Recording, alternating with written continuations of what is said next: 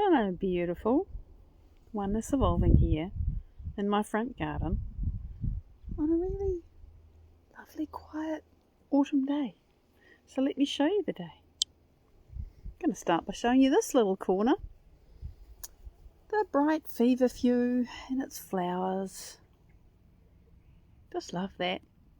I will go inside and talk about enhancing your intuition and all those things.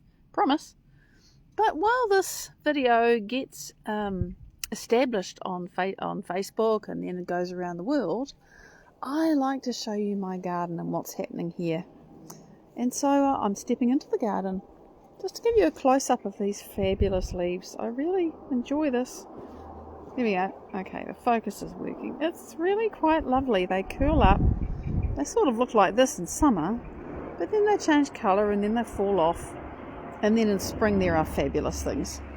And down here we still have a few flowers on Lotus Lake, which is a heritage pelargonium that's been around since the 50s, I think.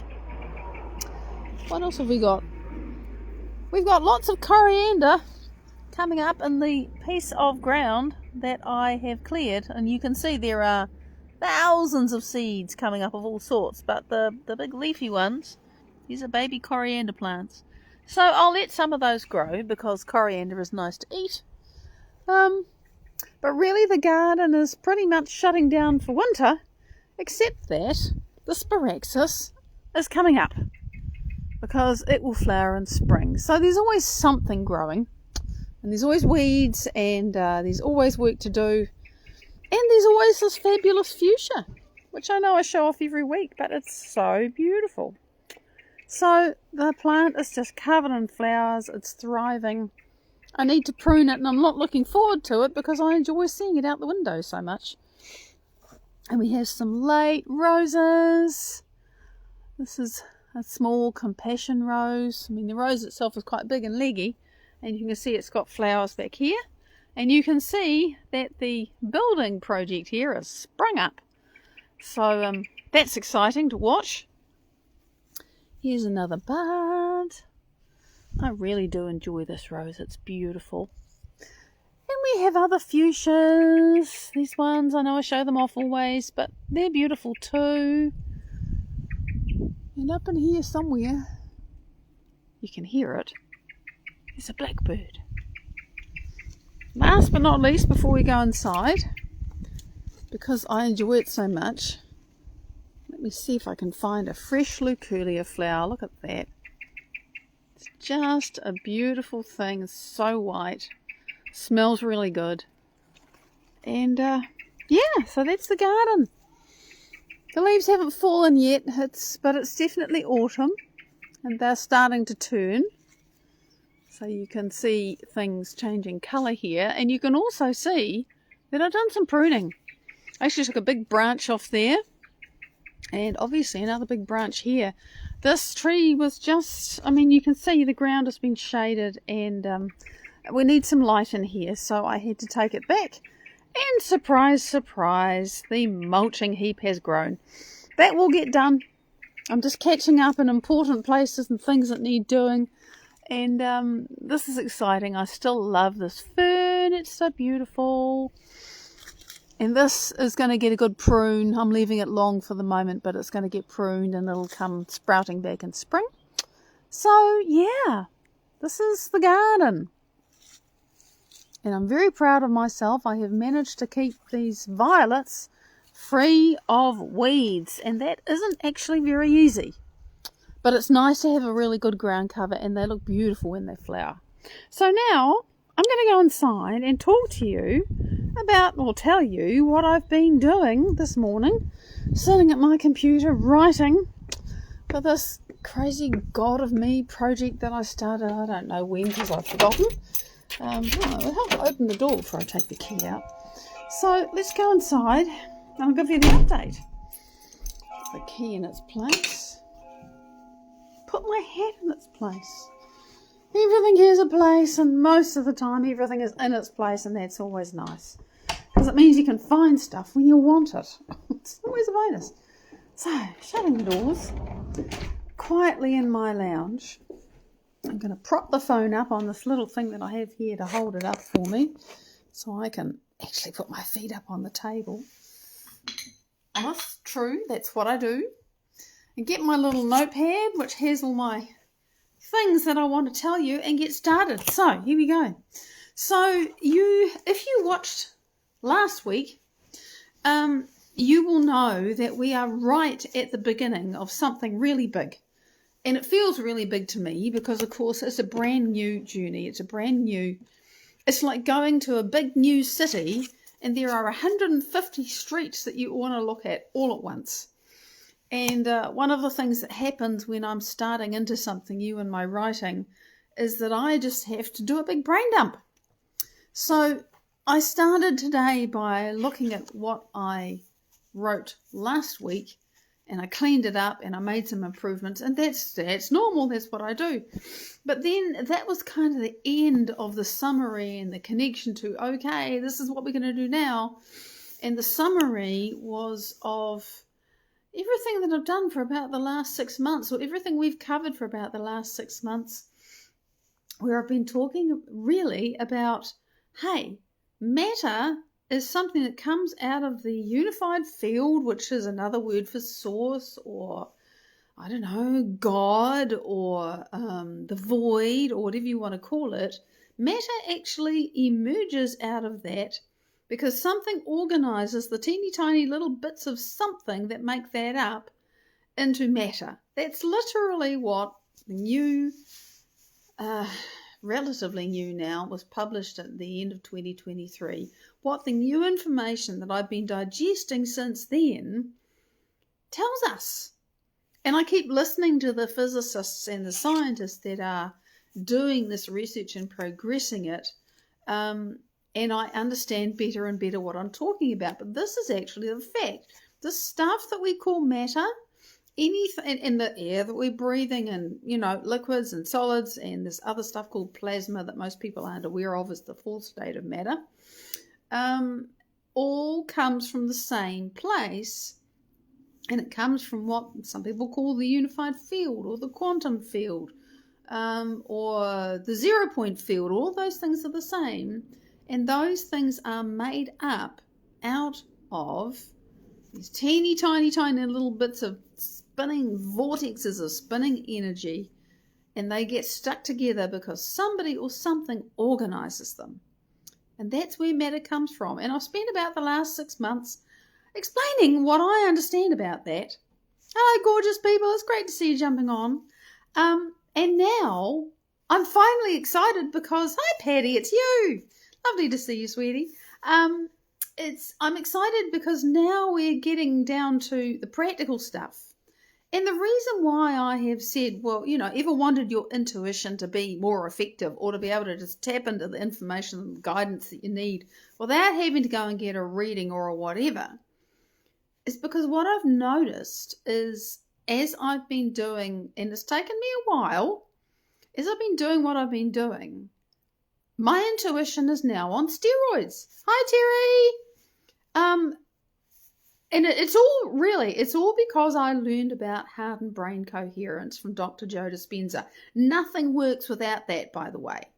That is what put everything that I already knew how to do but couldn't really use on steroids.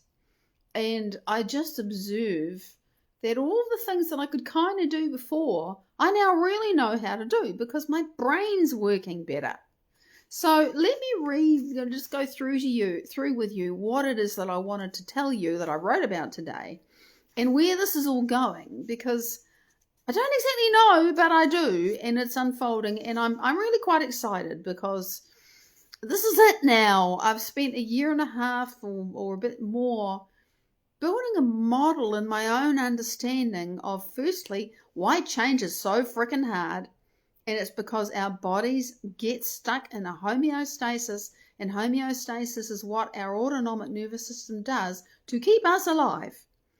And if we are used to feeling a certain way, that becomes part of our homeostasis, and we decide we want to feel another way, or we have to change our homeostasis, and that's hard work. Short version, that's why changing how we feel is so hard. I really could have used understanding that about 30, 40 years ago, because it would have changed my life. But I started to find that out 6 years ago, and it did change my life. So, really, this is about all of the skills that I think that I know that I have needed to get out of my own jail.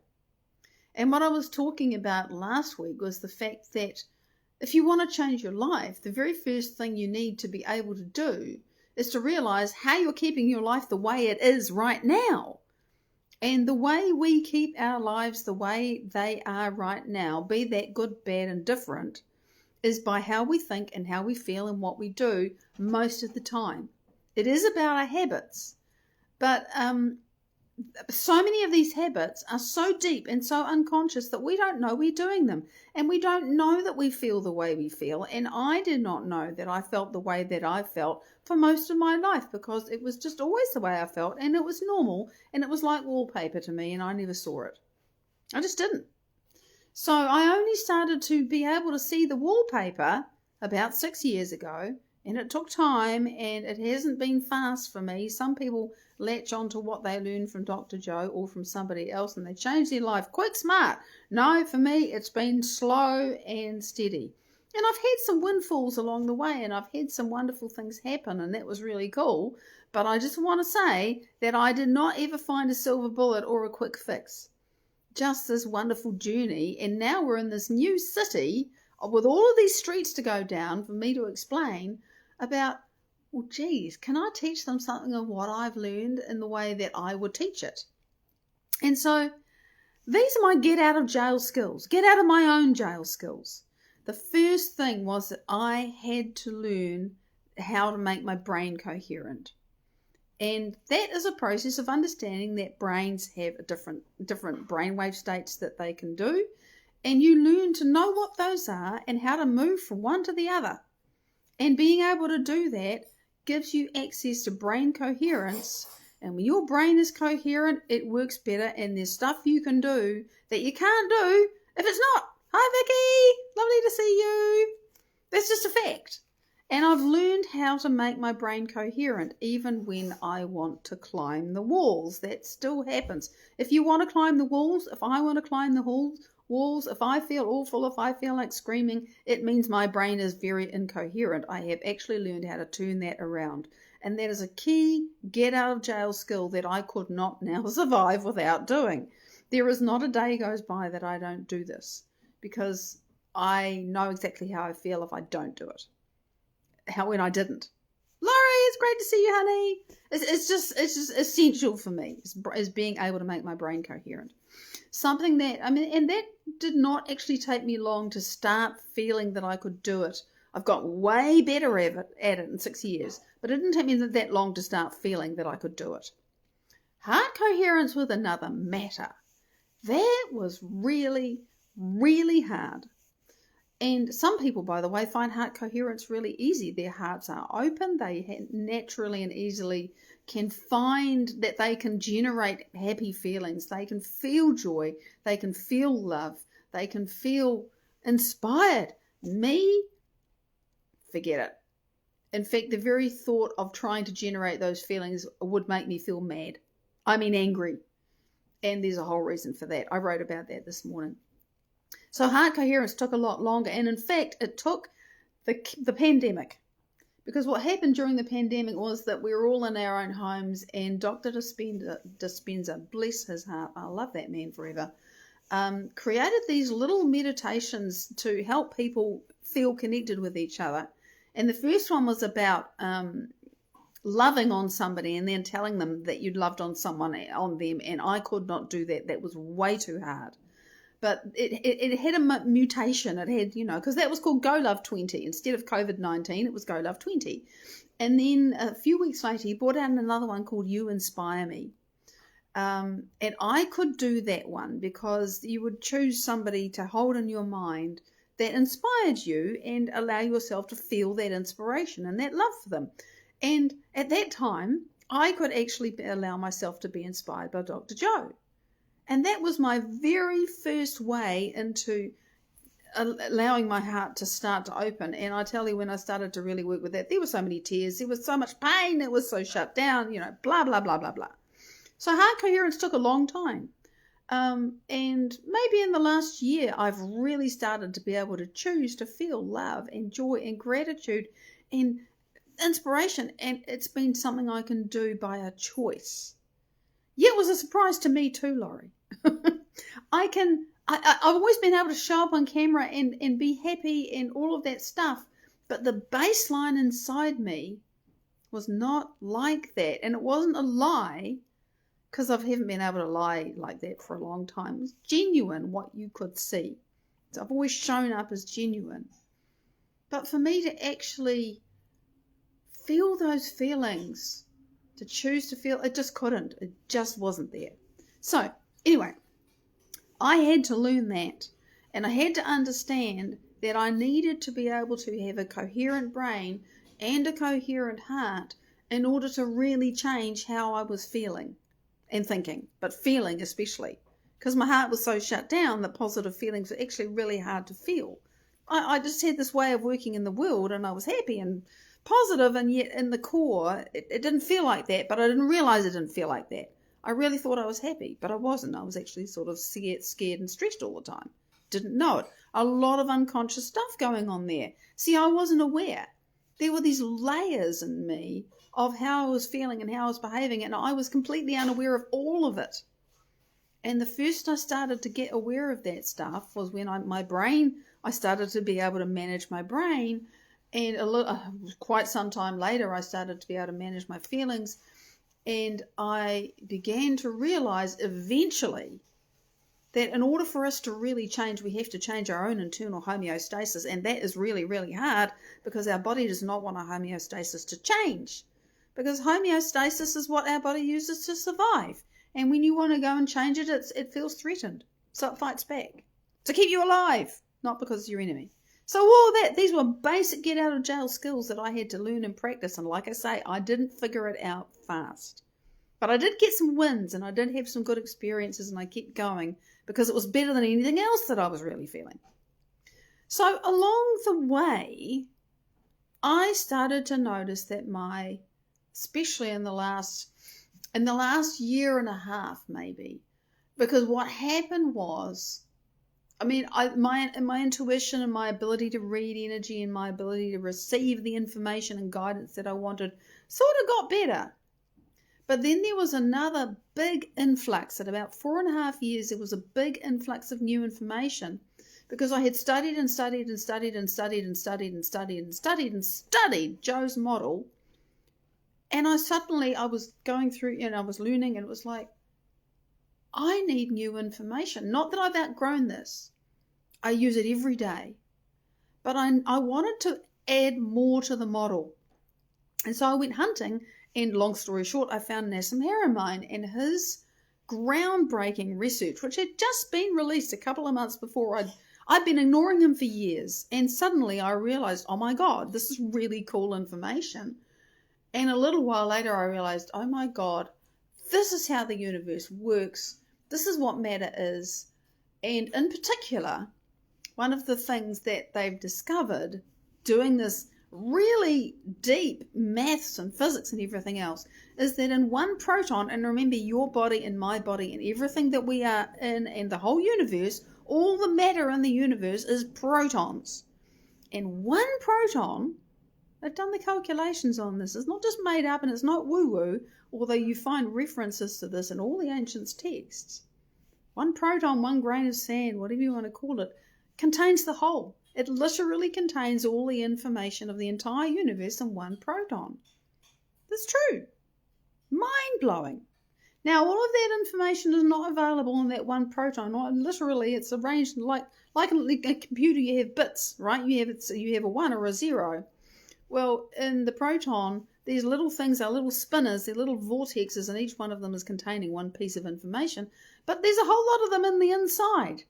You only get to access the ones that are on the outside, and the vast majority are on the inside. But here's the thing. They've all got different bits on the outside, all the protons in the universe, and they're all connected to each other.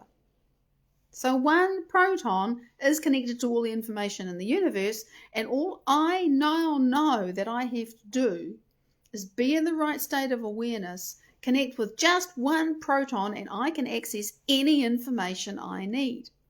And that is what I tell myself now when I find myself wanting to say or think, I don't know. I think, that's not true. All of that information is available to me. More importantly, I actually know how to access it. And so I can get my answers now. I really do. Sometimes I just ask the question in my meditation and the answer arrives straight away. Sometimes it comes from, outside in the world when stuff arrives.